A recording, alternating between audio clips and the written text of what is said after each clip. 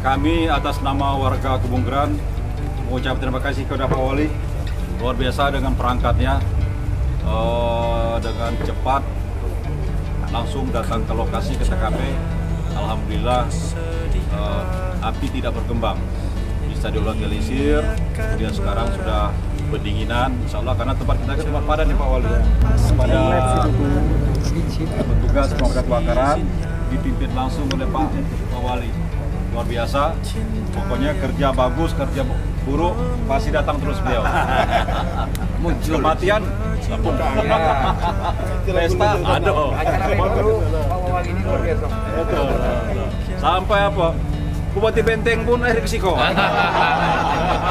Assalamualaikum warahmatullahi wabarakatuh. Waalaikumsalam warahmatullahi. Halo adik sanak dimanapun Anda berada, kembali lagi di channel Podcast Petandang kita hari ini. Di program Podcast Petandang ini kita alhamdulillah ya berada atau diterima langsung oleh Wakil Wali Kota Bengkulu, yaitu siapa lagi kalau bukan Dr. Dedi Waidi MM. Apa kabar Bang? Alhamdulillah. Alhamdulillah. Nah, ini kita berada di kediaman beliau, udah terima dengan luar biasa karena beliau juga meluangkan waktu khusus untuk menerima kita, sehingga ya ini suatu apresiasi yang tinggi juga kita berikan kepada Bapak Wali Kota kita yang ya hari ini akhir pekan. Ini mungkin doa mungkin. Amin, amin. Nah, Wakil Wali Kota kita yang sudah meluangkan waktu, dan kami ucapkan terima kasih Bang sudah meluangkan waktunya. Dan masih di momen Lebaran ini juga kita mungkin berdua mengucapkan minal aidin wal faizin pada di sana yang mungkin selama menyaksikan konten-konten ini banyak ada kehilapan, ada salah kata atau salah sikap. Kami dari keluarga besar Real Tepu TV dan mungkin dari Bang Dedi Waidi mengucapkan minal aidin wal faizin, mohon maaf lahir dan batin. Nah, sebelum dialog Bang, sapa-sapa dulu adik sana nih Bang. Mana tahu ada yang belum kenal ini Bang. Assalamualaikum warahmatullahi wabarakatuh. Adik sana, pemirsa, penonton, viewer Realita Pos TV. Luar biasa. Semakin hari saya termasuk salah satu yang sering menonton Realita Pos TV. Selalu menyajikan berita teraktual, melakukan wawancara terhadap tokoh-tokoh yang menjadi inspirasi bagi banyak orang. Amin, amin. Dan semoga ke depan semakin maju, semakin banyak like and subscribe-nya. Itu ditunggu. Semakin kita semakin semangat ya. Jangan lupa like, comment, and share. Wah. Oke, nah nih Bang, aku manggil abang ini karena bagaimanapun abang ini abang kita ini. Iyalah, masih abang lama, masih muda, energik. Nah, by the way anyway nih Bang, soal menjabat sebagai wakil wali kota Bengkulu saat ini ya, di mana dunia sebelumnya abang sebagai sosok jurnalis senior ya kan, tentu ada perbedaan Bang, iklim dari organisasi dan birokrasi. Bagaimana Bang, abang menyikapi itu nih Bang? Ya, sebenarnya perbedaan itu dalam manajemen organisasi tidak jauh beda, karena sebelum menjadi wakil wali kota saya juga dipercaya oleh Bang Muslimin mengelola sebuah perusahaan TV. Waktu itu karyawan kita kurang lebih sudah sekitar 60-an secara total. Jadi perusahaan itu udah lumayan juga kita mengelola. Gitu. Udah besar ya skalanya. Ya, artinya untuk lokal Bengkulu lah. Ya, besar lokal Bengkulu gitu. Dan ketika menjadi wakil wali kota, adaptasi hal manajerial, alhamdulillah tidak begitu lama adaptasi. Tapi satu hal yang adaptasi agak lama itu iklim tadi, iklim kerja. Iklim kerja swasta itu pertama dia tidak banyak aturan. Artinya langsung dari pimpinan, perintah langsung pesan bawah, itu langsung diskusi dan hitungannya jam ataupun hari. Tapi kalau di birokrasi itu ada tahapan-tahapan. Jadi misalkan ada sebuah kegiatan, maka itu ada namanya nota dinas. Dari atas dulu diajukan. Kemudian naik, kemudian ke sekda, ke wali kota berhalangan, saya yang menelaah gitu. Turun lagi, baru diskusi gitu loh. Jadi proses itu yang butuh waktu terkadang. Itu hal. Yang kedua, soal penganggaran misalkan. Kalau di perusahaan, ketika misalkan waktu di TV tower kita rusak, butuh membeli alat baru, harganya 100 juta misalkan. Itu saya tinggal nanya dengan kas bendahara, ada kas nggak? Ada, langsung besok pesan langsung datang gitu loh. Tapi di pemerintah nggak bisa begitu, semua harus terencana. Nggak bisa misalkan ujuk-ujuk datang beli, itu nggak bisa begitu gitu. Ya, meskipun uangnya ada ya. Itu uangnya ada. Ada mekanisme. Ada mekanisme, termasuk misalkan soal masyarakat usulkan jalan. Tidak bisa hari itu, tapi kita data dulu perencanaannya, dianggarkan antara eksekutif dan legislatif, kemudian baru penganggaran, baru pelaksanaan gitu. Dan itu butuh waktu cukup lama Butuh juga. waktu, Tidak bisa langsung hitungan bulan. Nggak bisa. Belum lagi misalkan terkadang saya masih terbawa suasana perusahaan, pengen cepat aja gitu loh. Ya tapi kan Iya. para birokratnya pun juga pengen cepat, tapi ada aturan-aturan yang harus dilihat, ada tidak yang dilanggar. Iya, iya. Mulai dari itu ya. mulai dari undang-undangnya, kemudian turun ke PP, kemudian turun ke Perda atau Perwal, ada tidak dilanggar gitu loh. Karena ketika kita melaksanakan sebuah kegiatan walaupun itu untuk masyarakat, walaupun kecil ya, fatal tapi bisa. kalau ini bertentangan dengan aturan yang ada, itu bisa berdampak hukum. Gitu loh. Jadi itu yang saya butuh adaptasi. Berapa tapi, lama itu? Ya kurang lebih 6 bulan lebih lah. 6 bulan lebih lah. Jadi saya banyak diingatkan juga karena kakak saya ada di birokrasi juga, ada yang menjadi kepala dinas, ada asisten. Dia bilang begini, bro, beda bro, swasta sama pemerintahan. Kamu nggak bisa kamu terapkan gaya perusahaan gitu. Itu memang harus dan wajib untuk diadaptasi. Iya, karena sampai kan Pak Jokowi kan beliau juga basicnya swasta kan. Ya. Kenapa reformasi ada birokrasi dia mau? Iya, reformasi birokrasi. Yang kedua, saya masih ingat dia bilang begini, itu aturan ruwet gitu. Bahasa dia begitu kan.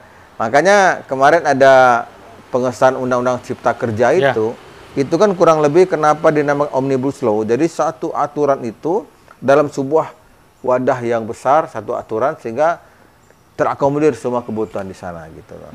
Selama ini kan dengan satu aturan tadi gitu. Satu ya, panjang. Kalau selama ini kan satu panjang kan. Ini satu untuk semua mungkin. Satu untuk semua. Makanya ada pro kontra kemarin, tapi itu sebenarnya mempercepat investasi gitu loh. Iya.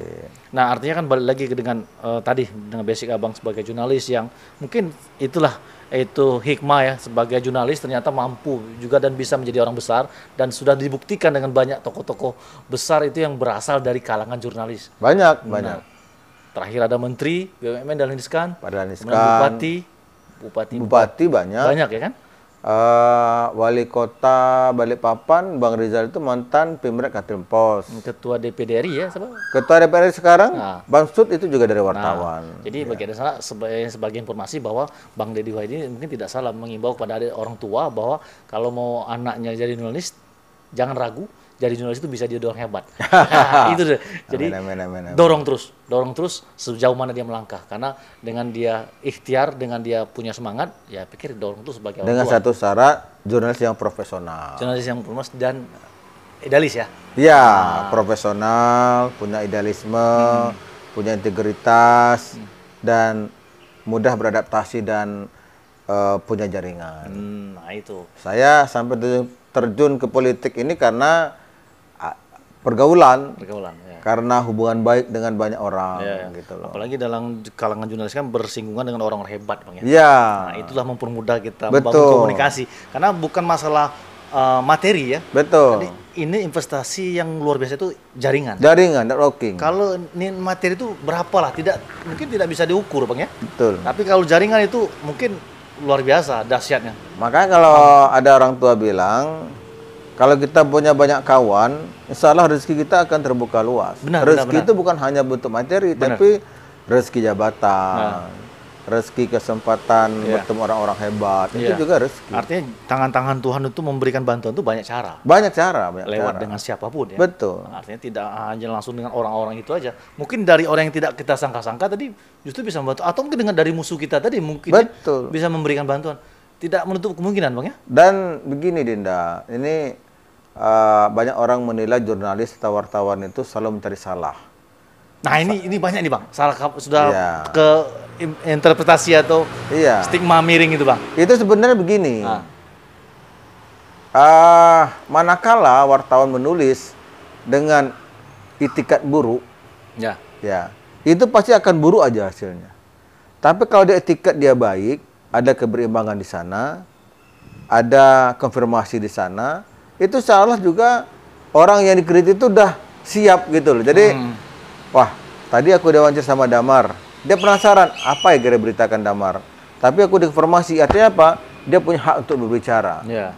Nah, yang tidak baik itu tembak dulu, Baru duduknya esoknya. bombastis, baru esok diberikan konfirmasinya pendek lagi. Nah, itu yang Nah, secara seperti kode etik ini, tidak. Iko banyak musuhnya. Kita ini kalau banyak musuh, selesai. Ya. Itu ada pepatah itu satu musuh terlalu banyak. Nah, itu dia. 1000 kawan itu terlalu dikit. Iya. Benar nggak, Bang? Jadi janganlah punya banyak musuh, Benar-benar. punyalah banyak kawan. Ya, ya, ya. Kalau hidup kita ini punya banyak musuh, kita kesini, malah ketemu orang itu. Malah ketemu. Tapi kadang-kadang yang namanya manusia, jangankan kita, Nabi aja ada yang tidak suka. Sayo ada tidak suka, biarlah. Itu manusiawi ya. Manusiawi. Kodrat manusia, Bang. Kita nikmati saja. Nikmati saja. Yang jelas kita kerja, kita berbuat. Orang nggak suka hak dia. Ya, hak dia. Gitu. Hak kita bekerja. Bekerja, gitu. Nothing tulus. Nanti tulus. Nah, ini by the way anyway ini kalau ada yang beda dari Pak Wali ini, Pak Wakil Wali Kota ini, dia pakai atribut yang mungkin di sana nggak biasa karena mungkin kalau kemana-mana kok ada sesuatu di kepala Ya. itu. Tapi di Indo ini 3 kali aku hitung salah nyebut nama nih. Itulah. Aku ini masih wakil wali kota, belum wali kota belum. Kalau 3 kali itu biasa. Jadi gini. Amin, amin, amin. Jadi ini Dinda, pakaian saya ini bukan baru tapi salah tidak bau. Namanya kebek pala. Ada juga nyebut ikek pala, sama aja. Tapi yang jelas kebetulan ide dan gagasannya itu kita diskusikan dengan kawan-kawan di rumah ini. Saya kumpulkan beberapa budayawan. Saya bilang, saya hendak kita ada semacam inovasi di bidang budaya. Karena kita terinspirasi daerah lain juga punya. Betul. Kan? Karena Bali begitu bangga dengan udangnya. Ridwan Kamil itu dengan iket Bandung itu juga bangga. Nanti budaya itu bisa dibawa kemana-mana, dipakai sehari-hari kan? Iya. Kita bingung mau apa mau dibawa. Kain Saya basure, mau pakai yang udang kan bukan budaya kita. Saya mau pakai yang iket juga bukan budaya kita. Jadi saya berpikir gimana caranya kita Bungkulu punya ciri khas. Kalau kita tarik ke belakang, dulu pemuda-pemuda Bungkulu ada namanya ikat kepala juga, tapi bukan batik busrek, tapi lebih kepada apa ya, penutup kepala, kayak sorban. Sorban. Maka saya berpikir ini harus ada inovasi. Maka saya bilang dengan para budayawan waktu itu, tolong buatkan saya contoh ikat kepala, tapi dia tidak sama dengan belangkon, tidak sama dengan udeng, tidak sama dengan ikat. Maka dibuatlah oleh Firdaus namanya, ada 4 jenis. Maka saya pilih yang ini. Nah, jadi ini ada filosofinya. Ini kalau segitiga, ini ciri khas Melayu. Melayu itu rata-rata segitiga. Nah, kemudian ini kita tengkukkan ini. Kita bengkokkan, agak-agak menunduk begini. Ini ada filosofinya silur padi. Silur padi itu semakin bersih semakin menunduk. Nah, maka ini kemudian ini ikatnya menyamping, ini ada ikatnya nyamping. Kenapa nggak di belakang tengah gitu ya? Nah, kenapa? Ada mana ya filosofinya? Apa biar manis aja kelihatannya? Lebih ke estetika. Estetika yang pertama. Yang kedua sebenarnya mungkin ada Firdaus punya juga alasan kenapa di samping. Kalau kita kalau taruh keris itu kan di samping sini ya, samping sini. Biar kelihatan gagah. Biar gagah gitu kan. Maka ini juga ikat kepalanya juga bagian samping. Mungkin itu filosofinya. Kalau keris Jawa kan belakang. Belakang. Kalau Sumatera kena samping depan sini. Gitu kan. Siwar kan? Siwar. Nah, siwar keris itu kan sini. Maka kalau orang kita Melayu ini, kalau dia suko dia nampakkan gitu. Kalau dia suko nampakkan juga gitu. Nah, saya akan berikan untuk buat Adinda ini. Ini saya kalau motifnya motif asli. Ini busure. Ini Rafflesia. Ini busure dikit ini kan. Nah, yang saya ini juga kental busurenya gitu kan. Ada motif-motif. Ada motif-motif kaligrafi.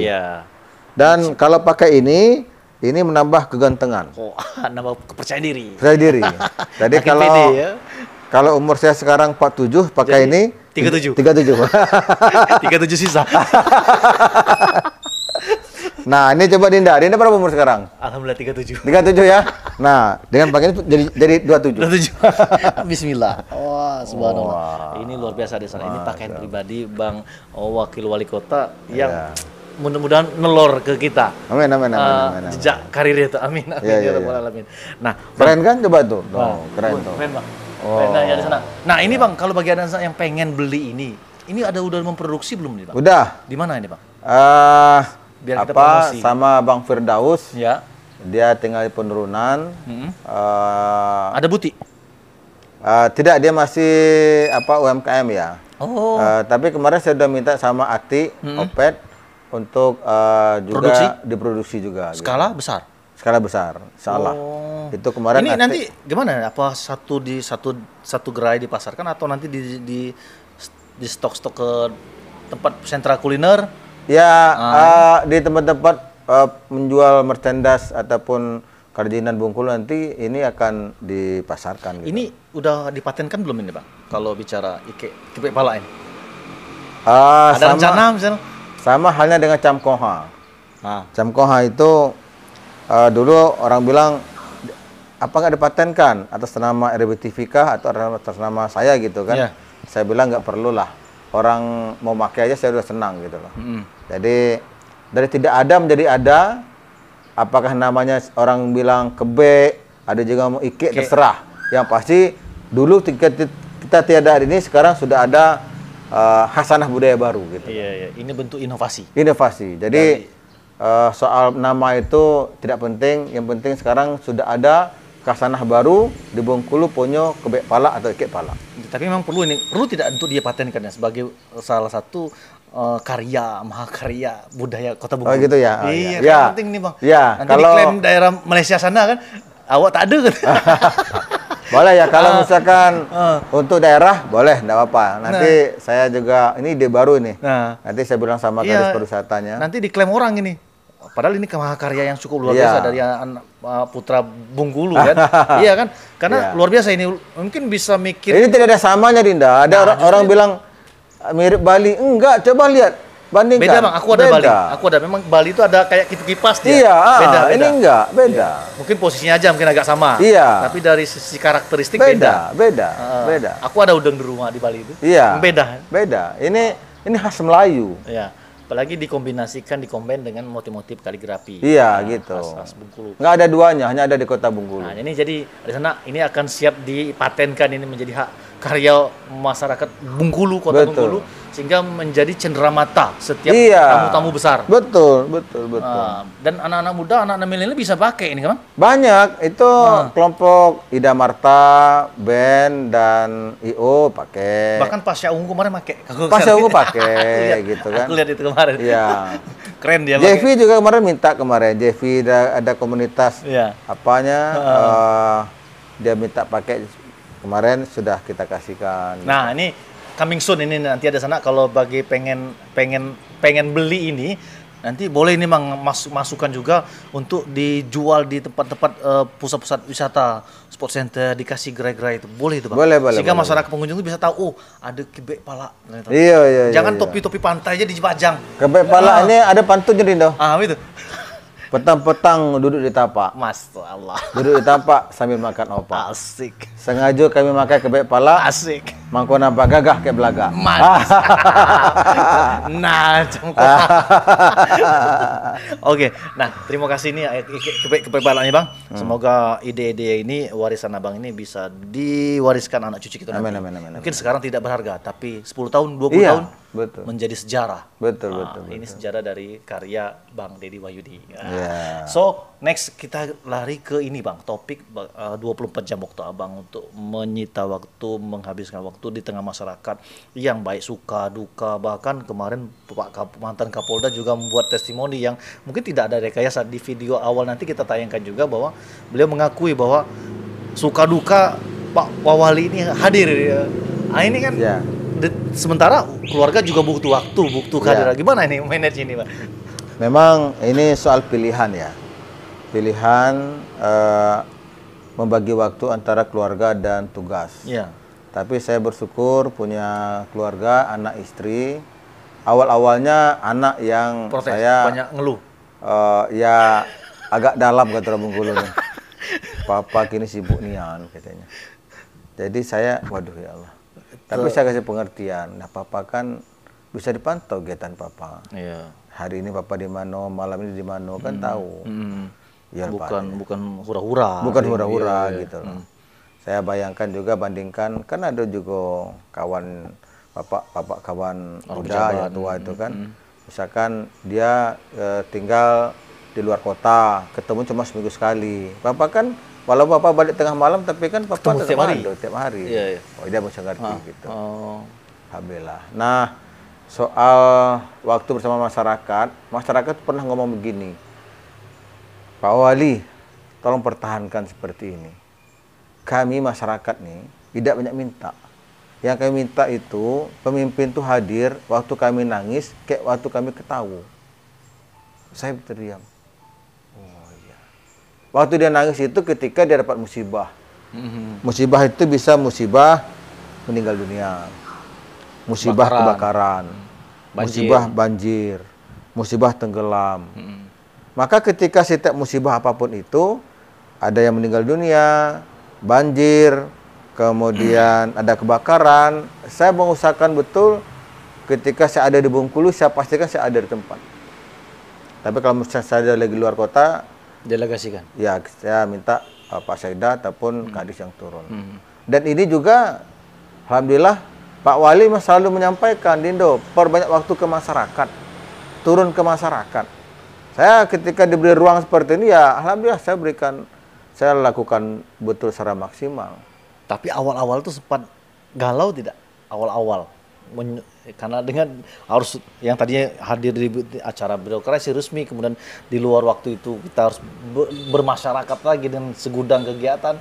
Soal bermasyarakat ini kebetulan, Dina, kita kan di kampus dulu kan Aktif. aktif. Kemudian kita juga ada dulu di HI. Kemudian di lingkungan di Berkas dulu kita di Karang Taruna. Jadi soal aktivitas organisasi itu bukan hal baru lah. Gitu. Tapi ada Bang, artinya itu akan mempengaruhi pada stamina. Nah ini bagaimana tipsnya? Karena sehebat kita namanya manusia kan. Nah ini bagaimana tipsnya ini? Mungkin ada di sana mungkin bisa berbagi. Ya, stamina salah satunya saya imbangi dengan kalau saya capek, saya makan, saya olahraga. Makan olahraga. Rutin, teratur. Rutin. Dan usahakan kalau punya masalah, saya tidak mau berpikir panjang-panjang. Biar saya apa yang terjadi gitu loh. Oh. Jadi kalau dipikir terus banyak nih masalah nih. Itu jadi cikal bakal penyakit. Iya, jika bakal penyakit. Dan sekarang badan ini dibanding kemarin agak bengkak ya karena kesibukan yang luar biasa tadi. Kalau asupan kurang nanti bisa sakit kan. Nah, tapi saya imbangi olahraga, lari di rumah apa gitu kan. Salah lah. Dan bicara soal kegiatan di masyarakat, bukan sekarang ini aja Dinda. Saya kalau diundang, salah saya datang itu. Maka kalau undangan pesta, saya itu sehari itu bisa 10 itu minimal. Sehari. Tapi yang mampu dikunjungi? Saya datangi semua. Wow. Kayak mana bagi itu? Datang salam. Oh gitu. Nah, tapi pernah kejadian tanggal cantik waktu itu, kalau nggak salah tanggal 2 bulan 2 2022. Oh ya. Itu 21 undangan. Wow. 21 itu saya hanya bisa datang 14. Yang ke-14 itu pengantin sudah ganti celana pendek. Itu udah maksimal ya gitu. Udah maksimal. Itu Sabtu ya, Minggu 10 lagi. Jadi saya itu malah kalau tidak datang orang nunggu. Dan itu orang yang masyarakat mau mengundang itu kayak mana mekanisme sistemnya? Hamin berapa bisa dia Nah, ini dia. Kalau undangan, ya undangan biasa ya. Ini mana undangan. Tapi kalau apa perlu bukan hanya ngundang, nyampaikan ke protokol misalnya? Iya, diantar aja sini, diantar protokol. Oh, langsung ke rumah pribadi? Iya, bisa? Iya. Oh. Nyampe ya? Nyampe. Informasinya maksudnya? Nyampe.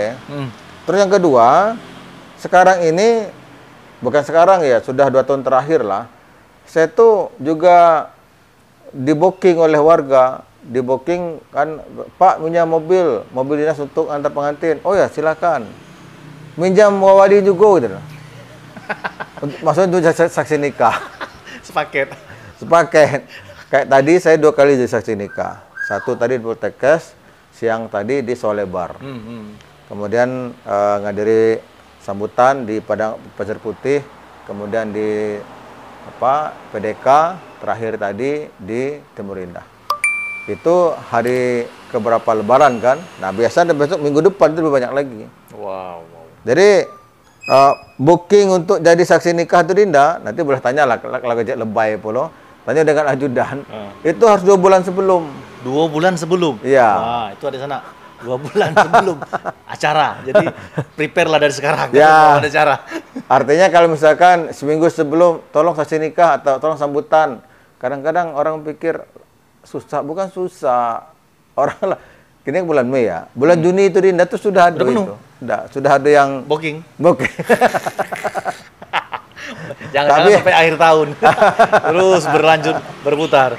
Nah, tapi ini Bang, dengan segudang kesibukan tadi, kan full ya waktu ya dari Senin sampai Minggu. Apalagi akhir pekan tuh banyak juga acara. Dan mestinya untuk waktu keluarga ini bagaimana? Justru yang puncak itu Sabtu Minggu. Nah, jadi bagaimana untuk menyisihkan waktu untuk keluarga? Apakah memang ada hari khusus setiap minggunya atau fleksibel?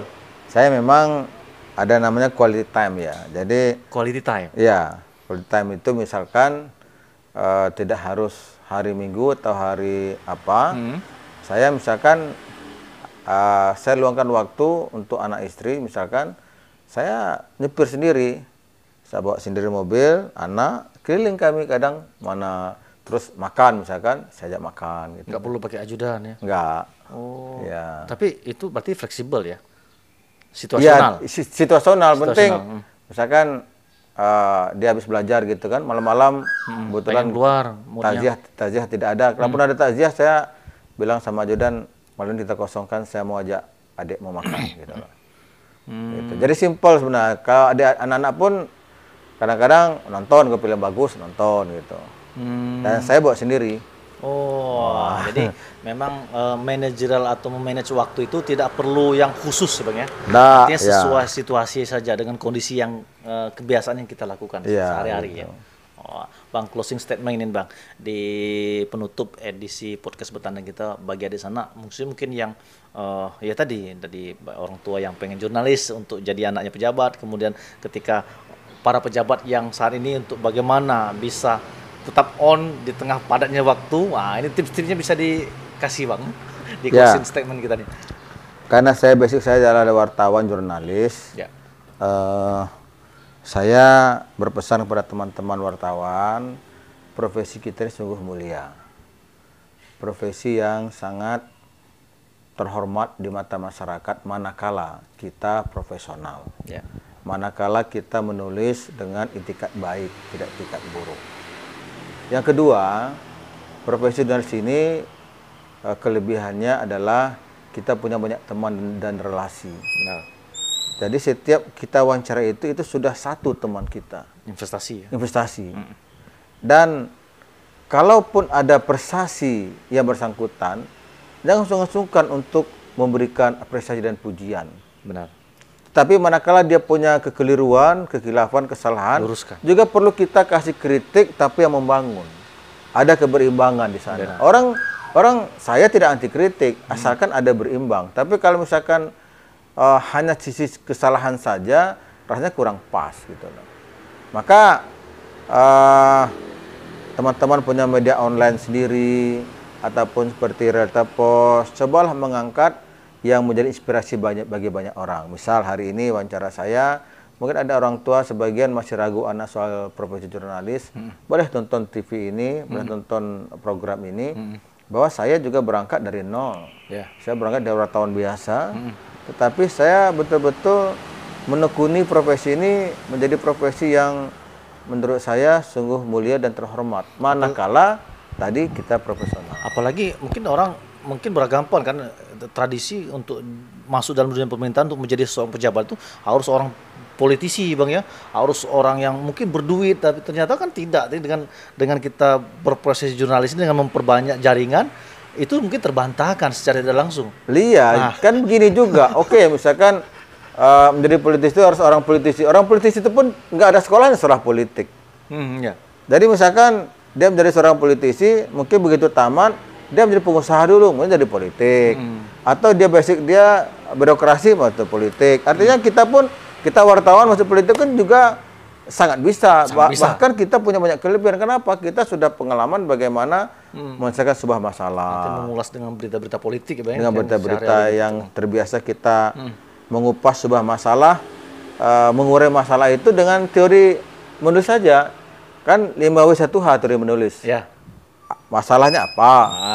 Kemudian tempatnya di mana masalah itu misalkan. Kemudian dimensi tempat, kemudian orang, siapa pelakunya misalkan. Yang kedua, bagaimana kejadiannya, kemudian mengapa bisa seperti itu dengan konsep 5W1H tadi. Rumusnya tadi. 5W1H. Artinya dengan profesi jurnalis bisa jadi orang besar ya. Itu asal tadi tahapannya tadi harus dilalui. Perbanyak jaringan itu kuncinya itu. Kalau tidak, jangan nyari musuh. Kalau saya nyari musuh, hidup ini sempit, rezeki pun sempit. Ya mau kemana-mana bingung. Iya, saya kadang-kadang kan mungkin Dinda pernah melihat saya mencoba bukan menjadi motivator sih, tapi hanya berbagi pengalaman saja. Jadi saya tuh suka kalau buka-buka buku motivasi, video motivasi. Jadi kurang lebih motivasi saya begini misalkan. Siapa yang menanam kebaikan, maka dia akan menuai kebaikan. Jadi banyak-banyak kita menanam kebaikan, maka kita akan menuai kebaikan. Kemudian yang kedua, jangan pernah kita merasa paling benar. Ya. Karena bisa jadi kita punya kesalahan. Orang hebat itu adalah orang yang mau dikritik ataupun menerima masukan orang lain. Kalau kita selalu merasa benar, itu tanda-tanda orang yang maaf, sombong, dan congkak. Bisa saja saya salah. Dan saya tidak malu minta maaf. Jadi kalau misalkan, ketika ada saya minta maaf saya. Dan kadang-kadang kita ini kan ada hal yang kita ini sungkan ngomong. Ngomong minta maaf, ngomong terima kasih. Itu kadang padahal ringan itu. Ringan. Tapi melakukannya itu perlu. Ya kenapa harus berat gitu loh. Iya. Kalau saya maaf ya, saya salah gitu. Terus kalaupun ini saya terima kasih. Satu lagi tolong. Saya boleh cek sama para pejabat itu. Kadang-kadang WA itu tolong ini Pak. Saya berusaha kata-kata tolong itu. Tidak ada kesan memerintah. Iya. Kalimat tolong. Orang lebih merasa dihargai gitu. Benar. Gitu. Jadi lebih elegan. Iya. Dan kalau saya tidak pakai tolong lagi, berarti saya sudah marah. Itu tanda. Kerjakan itu, mereka tolong. Tapi tolong Pak, berarti masih. Itu sinyal ya. Sinyal kan. Sinyal alam. Iya. Jadi kalau ada WA dari Pak Wali, kalau ada kata tolong berarti suasananya hati lagi lagi sadu. Tapi kalau nggak pakai tolong lagi, itu berarti siap-siap. Bukan maksudnya, berarti agak sedikit marah lah gitu. Ya. Oke, di sana demikianlah dialog podcast kita. Semoga bisa menginspirasi, semoga bisa memberikan wawasan luas kepada di sana terkait dengan perjalanan atau napak tilas ya sosok Pak Wakil Wali Kota Bengkulu, Dr. Deddy Wahyudi MM yang mungkin sudah banyak tahu, tapi mudah-mudahan dengan channel ini bisa memperkaya asana mungkin bagi para orang tua, mungkin para pemangku kebijakan seperti ini, dinamika atau potret nyata dalam sebuah dunia birokrasi. Ya. Bang, terima kasih Bang ya. Oke, semoga selalu sukses, semoga kami doakan selalu sehat. Amin. Tetap semangat ya. Amin. Untuk menyelesaikan tugas dan tanggung jawab kepada masyarakat Kota Bengkulu. 240 jiwa lebih. Mungkin 300 lebih ya? 374 ribu jiwa. Oke, kami tutup dengan tagline kita. Seperti biasa, saya bilang Realita Positif Channel, Abang bilang bedepis. Oh. Itu tagline kita, Bang. Yeah. Jadi kita tutup channel ini dengan tagline kita Realita Positif Channel bedepis. Kami akhiri wabillahi taufiq wal hidayah. Wassalamualaikum warahmatullahi wabarakatuh. Waalaikumsalam warahmatullahi wabarakatuh.